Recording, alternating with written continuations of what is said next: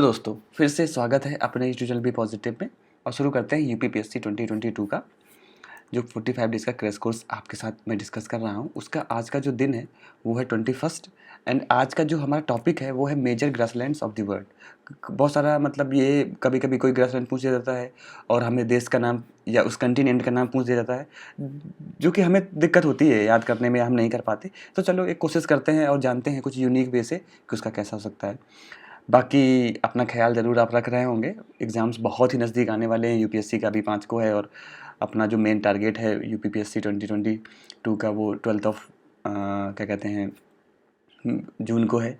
तो सभी को उसकी बहुत बहुत शुभकामनाएं और बहुत सारा स्नेह कि आप उनको देखिएगा। और एक कोशिश आगे बढ़ते हैं कि देखते हैं क्या क्या आज इस वीडियो में हम लाए हैं आपके साथ। और बात करते हैं कि जो हमारा टॉपिक है major grassland of the world, उसमें देखते हैं ये हमारा पूरा कंटिनेंट है और पूरा पूरा जो हमने इंटायर वर्ल्ड का जो मानचित्र है वो आपके सामने रखा हुआ है।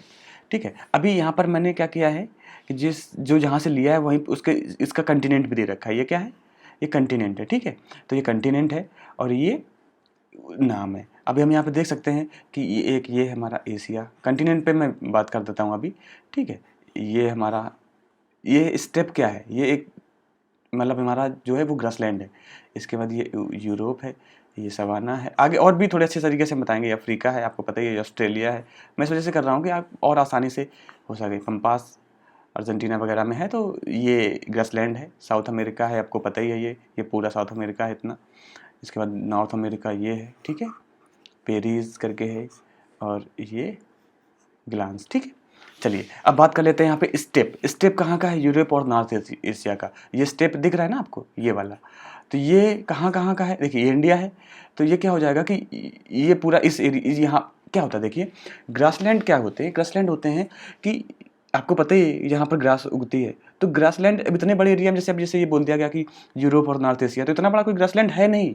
बट ये सेम किस्म की जो ग्रास होती है, या सेम मतलब वैरायटी की जो ग्रास आती है, या सेम जो स्पीसीज कैटर करता है उस ग्रुप के जो घास होती है, उसको उस तरीके का नाम दे दिया जाता है। कि जैसे होता है ना कि कभी कभी झाड़ी होती है, श्रब होता है हमारा, उन अंतर होता है कि मतलब पेड़, झाड़ी और जो हमारे घास होती है। तो इसी तरीके से ग्रासलैंड के भी अपने अपने तरीके होते हैं कि कहीं पर क्या होता है कि बहुत घनी घास होती है, कहीं पर क्या होती है कि घास होती है बट वो काफ़ी मोटी होती है।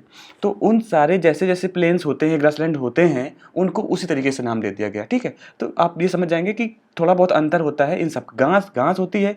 कोई एक ग्रासलैंड से होता है कि हमारा कोई मान लीजिए कि स्टेडियम है, तो अगर मान के चलिए कि हमारा मोटेरा जो स्टेडियम है, क्या कहते हैं, गुजरात का, तो वो एक स्टेडियम है। तो वो जितने जगह पे स्टेडियम बना है वो पूरा उतना स्टेडियम है। बट ग्रासलैंड में ऐसा कुछ नहीं है कंसेप्ट। ग्रासलैंड में क्या है कि पूरे इलाके में जिस तरीके की घास होती है, हो सकता है कहीं पर घास हो, कहीं पर ना हो, 10-20 किलोमीटर बाद उस तरीके की घास हो।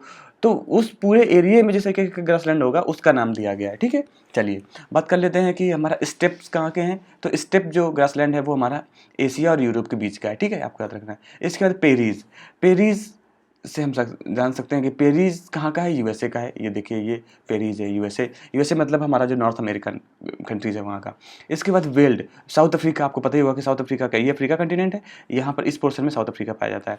तो वेल्ड जो होता है वो कहाँ का है? साउथ अफ्रीका का है, आपको याद रखना है। ओके, चलिए इसके बाद हम बात कर लेते हैं कैंटरबरी। ठीक है, कैंटरबरी कहाँ का है? न्यूजीलैंड। ऑस्ट्रेलिया ये है। इसके बाद यहाँ पर इस पोर्शन में जो है वो न्यूजीलैंड मिल जाता है। तो यहाँ पर कैंटरबरी करके कहाँ का है? न्यूजीलैंड का, आपको ये भी याद रखना। इसके बाद टाइगा आपको पता ही कि टाइगा टुंड्रा दो तरीके की चीज़ें होती है। तो टाइगा जहाँ पे ज़्यादा सर्दी पड़ती है, तो यूरोप और एशिया, तो टाइगा इस क्षेत्र में पड़ता है, ये इस क्षेत्र में। ठीक है, यूरोप में भी आ जाता है और एशिया में आता है, और यहाँ पर क्या है, कोल्ड एरिया भी है। ठीक है, तो आपको याद रखना है कि कहाँ टाइगा आ जाएगा। इसके बाद है पुस्ताज कहाँ का है? हंगरी का, आपको याद रखना है। इसके बाद पंपास, हमने बोला था आपका पंपास काफ़ी इंपॉर्टेंट है, पूछ दिया जाता है। ये सारी चीज़ें पूछी जा सकती हैं एग्जाम्स में और बहुत इंपॉर्टेंट है। तो पंपास कहाँ का है? पंपास अर्जेंटीना का है। ठीक है, अर्जेंटीना ये कंट्री है साउथ अमेरिका में। इसके बाद डांस कहाँ का है? इसको डांस भी कुछ लोग बोलते हैं, कुछ लोग डांस बोलते हैं। ये है ऑस्ट्रेलिया का। ठीक है, इसके बाद सवाना, आपको पता ही है। सवाना कहाँ कहाँ है यार, आपको याद रखना है। देखिए, एक सवाना ये है, ये कहाँ है, ये हमारा क्या है, अफ्रीका है। तो अफ्रीका में भी सवाना है एंड ऑस्ट्रेलिया के कुछ पोर्शन में भी सवाना पाया जाता है, ठीक है। तो ऑस्ट्रेलिया और अफ्रीका दोनों जगह सवाना पाया जाता है। तो ये मेजर मेजर जो ग्रासलैंड थे हमारे, कहाँ कहाँ कैसे कोरिलेट कर सकते हैं वो मैंने आपको बताया। चलिए एक दूसरी इमेज के साथ मैं देख लेता हूँ, आपके साथ और डिस्कस कर सकते हैं कि और अच्छे तरीके से क्या कर सकते हैं। तो देखिए यहाँ पर अगर हम बात करें तो आप अब देख रहे होंगे कि हमने क्या लिया, टुंड्रा। टुंड्रा आपको देखा था, बताया था आपको कि टुंड्रा कहाँ पड़ेगा, ठीक है। तो ये एक्चुअली इस इमेज को देखिए, ये टुंड्रा यहाँ पर भी और यहाँ पे भी है, समझ गए ना। तो हमने क्या कहा था, एशिया और यूरोप में पड़ रहा था, तो यही है। यहाँ पे क्या होता है, कोल्ड वेदर भी रहता है। दूसरा स्टेप, स्टेप मतलब हमारा जो यूरोप था और कौन सा था, एशिया था। पेरिस आपको पता है यूएसए मतलब नॉर्थ अमेरिका में पड़ता है। सवाना, सवाना देखिए ये अफ्रीका है एंड सेम आप देखिए यहाँ पर ये ऑस्ट्रेलिया है। तो सवाना और ऑस्ट्रेलिया ये दोनों मतलब जो ग्रासलैंड होते हैं इस तरीके के पाए जाते हैं। इसके बाद अगर हम बात करें पंपास की, तो पंपास और यहाँ पे भी पाया जाता है, हालांकि इस पोर्शन में पाया जाता है, इस पोर्शन में, ठीक है। पंपास का अर्जेंटीना है, थोड़ा सा पोर्शन ऑस्ट्रेलिया का, क्योंकि अगर आप देखेंगे ग्लोब में देखेंगे ऐसे करके तो ये पूरा घूम जाएगा ना, पूरा मिल जाएगा। तो ऑस्ट्रेलिया और ये कहीं ना कहीं ऑस्ट्रेलिया यहाँ आ जाएगा। तो यहाँ का जो एरिया है ग्रासलैंड है वो क्या कहलाएगा, पंपास। एंड डांस भी जो है DOUWNS, ये भी कहाँ का है, ऑस्ट्रेलिया का। एंड वेल्स तो आपको पता ही है, ठीक है, अफ्रीका का है, साउथ अफ्रीका का। तो ये एक मैंने कोशिश की है कि आपके साथ थोड़ा सा डिस्कस कर लें, और शायद मैंने एक लिस्ट बना के रखी है, उसमें भी देख सकते हैं, ये हिंदी में है। एक मुझे इमेज मिल गई तो मैंने कहा चलो आपके साथ डिस्कस कर लेते हैं। विश्व के घास के जो मैदान है, तो वही सेम चीज़ बताई गई कि कहाँ कौन क्या क्या है, बहुत अच्छे ढंग से, कि कहाँ पर उस जो शीतोष्ण घास होगी और कहाँ पे हमारी जो गर्मी वाली घास होगी। तो ये इनके बारे में बताया गया है ये सारा, तो आप एक बार देख सकते हैं। इसमें एक दो चीज़ें और ऐड कर दी गई हैं, तो वो भी मैं आपके साथ डिस्कस कर लेता हूँ यहाँ पर। जैसे लानोज, ठीक है, लानोज ये कहाँ पे आएगा, वेनेजुएला, ठीक है। तो ये भी हो गया। इसके बाद कंपोज, कंपोज वैसे मैंने पीछे आपसे डिस्कस भी कर लिया था कि ब्राज़ीलियन चीज़ें पड़ता है। इसके बाद हमारा डांस तो ये हो जाएगा था, कैंटरबरी न्यूजीलैंड का भी हो गया था, वेल्स साउथ अफ्रीका का भी हो गया था, सवाना भी हो गया था, सवाना यहाँ भी पड़ता है, ये भी आपको याद रखना है। इसके बाद है मंचूरिया।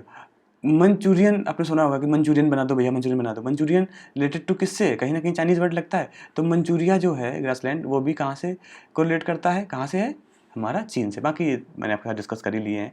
तो ये था आज का टॉपिक, और आई होप आपको ये विश्व के जो घास के मैदान है, अगर इनसे कोई क्वेश्चन आता है तो आप भूलेंगे नहीं। चलिए अपना ख्याल बना के रखिए, और आने वाले समय